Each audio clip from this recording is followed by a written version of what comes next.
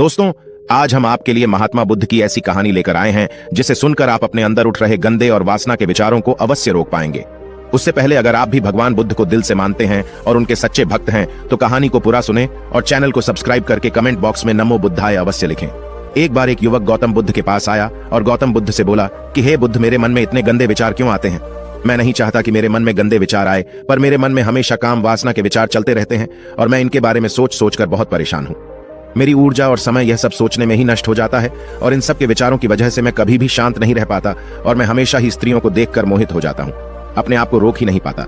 बुद्ध मुस्कुराए और उन्होंने उस युवक से पूछा, क्या तुम्हें पता है यह काम वासना होती क्या है? फिर उसने ने उत्तर दिया और कहा, बुद्ध, मैं यह तो नहीं जानता कि काम वासना होती क्या है, पर हाँ, ये जो भी है बहुत बुरी चीज है। फिर बुद्ध ने उस युवक से कहा कि सबसे पहले तो तुम्हें यह समझना है कि प्राकृतिक रूप से जो भी चीज हमारे अंदर है वह बुरी नहीं है। हमारे जीवन में उसकी कुछ ना कुछ जरूरत है। वासना कोई बुरी बात नहीं है, यह तो हमारे मन की एक भावना है जो हमें किसी ना किसी चीज की कमी का एहसास करवाती है और फिर हम उस चीज को पाने के लिए उस चीज की तरफ आकर्षित हो जाते हैं।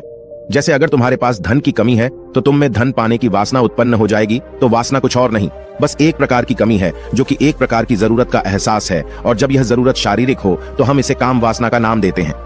युवक ने गौतम बुद्ध को कहा कि बुद्ध, मुझे काम वासना का मतलब तो समझ में आ गया, पर आप मुझे यह बताइए कि यहाँ आती कहां से है और कैसे आती है?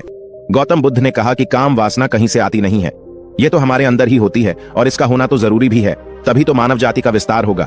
युवक ने कहा, जब यह हमारे अंदर ही है और जरूरी भी है तो फिर लोग इसे गलत क्यों बोलते हैं? बुद्ध ने कहा कि यही तो समस्या है, लोगों ने काम वासना को गलत तरीके से सोच लिया है, इसे छुपाने की, दबाने की कोशिश करते हैं। काम वासना गलत नहीं है, बल्कि काम वासना का गलत तरीके से प्रयोग करना गलत बात है। लोग जिससे प्रेम करते हैं बस उसी के लिए जीने लग जाते हैं, उसे पाना ही अपना मार्ग बना लेते हैं और उसी के बारे में हमेशा सोचते रहते हैं, पर यह सब गलत है। बुद्ध ने युवक से कहा, क्या तुम्हें पता है जानवरों में भी काम वासना होती है? युवक ने उत्तर दिया, हाँ बुद्ध, जानवरों में भी काम वासना होती है, क्योंकि जानवर भी तो आखिर अपने वंश को आगे ले जाएंगे। बुद्ध ने कहा, तो फिर हम जानवरों के काम वासना को गलत क्यों नहीं कहते? युवक ने कहा, मुझे नहीं पता महात्मा, आप ही मुझे बताइए। गौतम बुद्ध ने कहा कि जानवर अपनी काम वासना का प्रयोग आनंद प्राप्ति के लिए नहीं करते, वह तो सिर्फ संतान उत्पत्ति करने के लिए काम वासना का उपयोग करते हैं। जानवरों को प्रकृति ने इतनी समझ नहीं दी कि वह काम वासना को अपने सुख का आधार बना सके।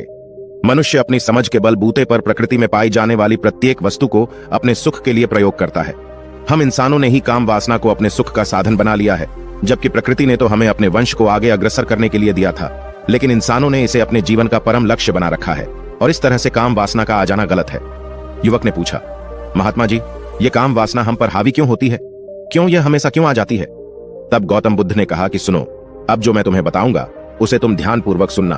काम वासना का सारा खेल तुम्हें समझ आ जाएगा, तुम्हें तुम्हारे सारे सवालों का जवाब मिल जाएगा, बस तुम्हें ध्यान से सुनकर समझना है।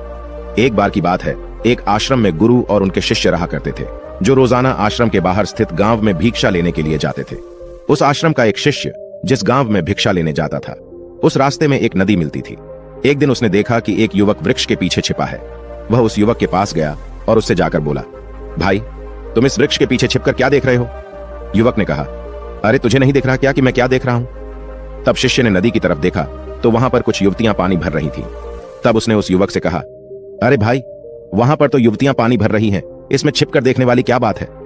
तब वो युवक शिष्य की तरफ देखकर उससे कहता है, अरे पागल, तुम्हें दिखाई नहीं दे रहा क्या कि कैसे यह परियां नदी से पानी निकाल रही है? जरा उनकी अदाओं को तो देखो, उनके कोमल शरीर को देखो, उनकी पतली कमर मटके को उठाते समय बाल खाती है और उनके बाल उनकी कमर पर कैसे लहरा रहे हैं, मानो सुंदरता बिखर रही हो। शिष्य ने फिर नदी की तरफ देखा और इस बार वह इसे देखता ही चला गया। अभी तक तो कुछ भी नजर नहीं आ रहा था और वह बिल्कुल निर्भय था, उसे किसी भी बात का कोई डर नहीं था। लेकिन अब वो छिपने लगा और उन युवतियों को देखने लगा, और जब वो छिपकर उन युवतियों को देख रहा था तभी वह अचानक अंदर से कांप गया और उसने कहा कि यह मैं क्या कर रहा हूं? मैं जो कर रहा हूं वह सही नहीं है, मुझे यहां से चले जाना चाहिए। और फिर वह जल्दी से वहां से चला गया। वो आश्रम पहुंच जाता है। आश्रम जाकर वो अपने कार्यों में लग गया, लेकिन जो अभी वह देखकर आया था वही उसकी आंखों के सामने बार बार आ रहा था। उसके मन में वही दृश्य चल रहा था। उसका मन वही सब कुछ देखने के लिए उतावला हो रहा था। उसका किसी भी काम में मन नहीं लग रहा था। सुबह होते ही वह जल्दी ही भिक्षा के लिए आश्रम से निकल जाता और उस नदी के पास वाले वृक्ष के पास जाता जहां पर वह युवक पहले से मौजूद रहता था। उसके साथ मिलकर युवतियों को छुप छुप कर देखता था।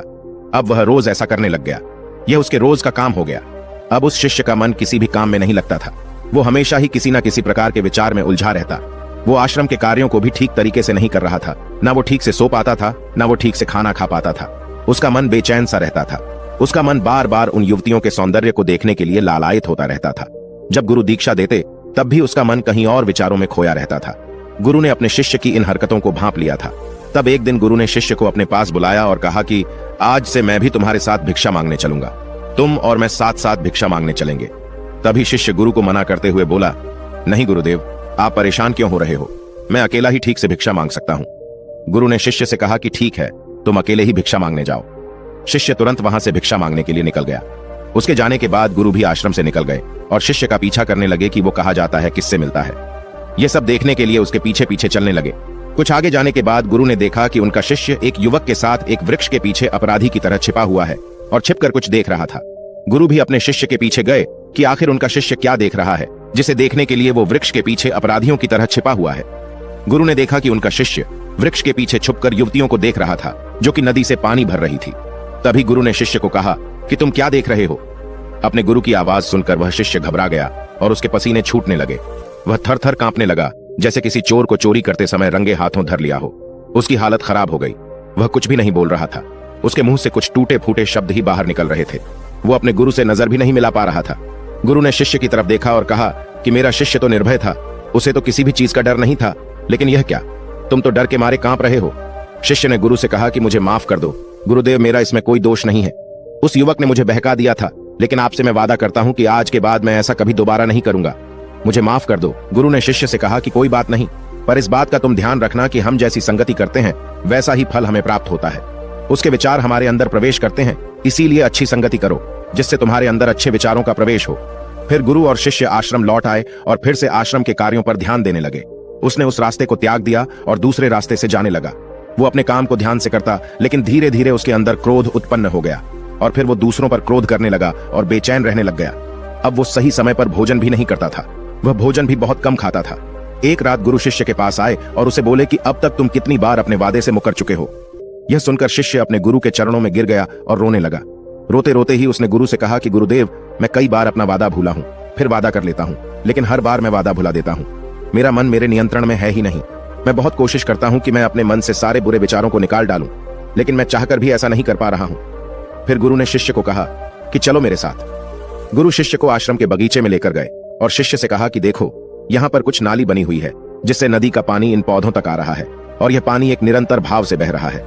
क्या तुम इस पानी के बहाव को रोक सकते हो? शिष्य ने कहा कि हाँ गुरुदेव, मैं इस बहाव को रोक सकता हूं। फिर शिष्य ने मिट्टी उठाकर उस नाली में डाल दी। वो पानी कुछ देर के लिए रुक गया और फिर कुछ समय बाद मिट्टी के ऊपर से पानी बह गया। गुरु ने शिष्य से कहा, अरे यह क्या, यह तो पानी रुका ही नहीं। फिर शिष्य ने कुछ मट्टी पत्थर उठाकर उस नाली में डाल दिए और फिर कुछ समय के लिए पानी रुक गया, लेकिन फिर उस पत्थर के ऊपर से पानी निकल आया।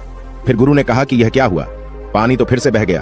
तुम तो बोल रहे थे कि तुम इसे रोक दोगे। क्या हम किसी काम को रोकना चाहे तो क्या हम उसे रोक नहीं सकते? तब शिष्य ने कहा, कोई बात नहीं गुरुदेव, मैं इस पानी को तो आपको रोक के दिखाऊंगा। वह फिर से एक भारी सा पत्थर लेकर आया और उसे नाली पर डाल दिया और पानी रुक गया। तब गुरु से कहा कि देखा गुरुदेव, मैंने कहा था ना कि पानी को मैं रोक दूंगा। मैंने पानी को रोक दिखाया, आपकी बात मैंने पूरी कर दी। गुरु मुस्कुराए और बोले, अच्छा जरा ध्यान से देखो पा, ये रुक गया क्या? वो तो पीछे की नाली से बाहर आ गया और अगल बगल से बह रहा है, और ध्यान से देखो इस पत्थर के आगे भी आ गया और यह पानी अपना रास्ता बदलकर फिर से आगे की तरफ बह जाएगा। और फिर कुछ देर बाद ऐसा ही हुआ। फिर गुरु ने शिष्य को समझाया कि तुम्हारे साथ भी तो ऐसा ही चल रहा है। तुम बार बार प्रयास कर रहे हो, पर हर बार तुम्हारा प्रयास टूट रहा है और यह हमेशा टूटता ही रहेगा। तुम कितना भी मिट्टी पत्थर रख लो, लेकिन पानी तो अपना रास्ता बना ही लेगा। यह सब देखकर शिष्य ने गुरु से कहा कि हे गुरुदेव, क्या कोई तरीका नहीं है जिससे मैं गंदे विचारों से बाहर निकल सकूं और यह मेरे मन में आए ही नहीं? गुरु शिष्य को एक नदी के पास ले गए जहां से उस बगीचे में पानी आ रहा था।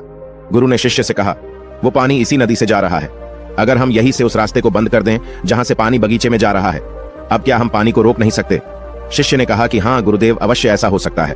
मैं इस पानी को यहीं से बंद कर देता हूं, तब आगे की नाली में पानी जाएगा ही नहीं और फिर बगीचे में पानी जाएगा ही नहीं।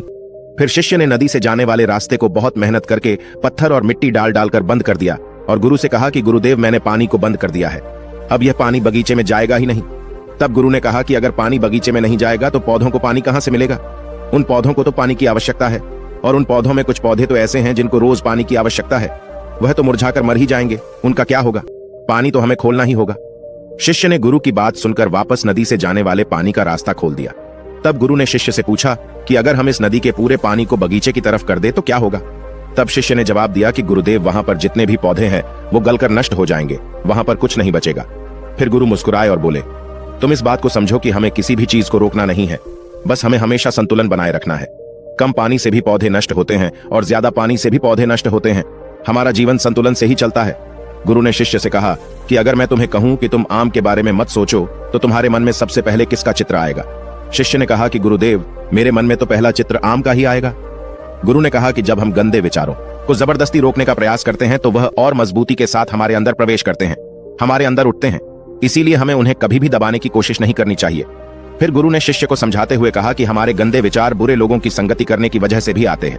कई बार क्या होता है कि कामुकता हमारे अंदर होती नहीं है, लेकिन कुछ अश्लील लोगों के साथ रहने की वजह से ये हमारे अंदर हावी हो जाती है। फिर शिष्य ने कहा कि गुरुदेव, आप सही कह रहे हैं, मैं अपने मार्ग से भटक गया था। फिर वह शिष्य उस रात बहुत ही चैन की नींद सोया। सुबह अपने कार्यों को पूरे मन से किया और फिर सुबह वो भिक्षा लेने के लिए उसी रास्ते से गया जहां वह युवक आज भी वृक्ष के पीछे छुपकर उन युवतियों को देख रहा था। वह शिष्य नदी पर गया जहां वह युवतियां पानी भर रही थीं। उसने उनसे पानी मांगा। उनमें से एक ने उसे पानी पिलाया और उस सन्यासी शिष्य के चरण छुए। शिष्य ने उसे आशीर्वाद दिया कि तुम्हारा कल्याण हो। उसका मन सकारात्मक ऊर्जा से भर गया। उसके चेहरे पर मुस्कान आ गई थी, जैसे कि उसे कुछ खोया हुआ वापस मिल गया हो। वह वापस अपने रास्ते से जाने लगा। तभी पीछे से वह युवक आ गया जो वृक्ष के पीछे छुपा हुआ था। वह शिष्य के पास आया और बोला कि क्या बात है, आज तो तुमने नजदीक से दर्शन कर लिए, तुम तो मुझसे भी आगे निकले। तब शिष्य ने कहा कि हम हमेशा दूसरे के दर्शन करने में ही व्यस्त रहते हैं, अपने दर्शन कर ही नहीं पाते।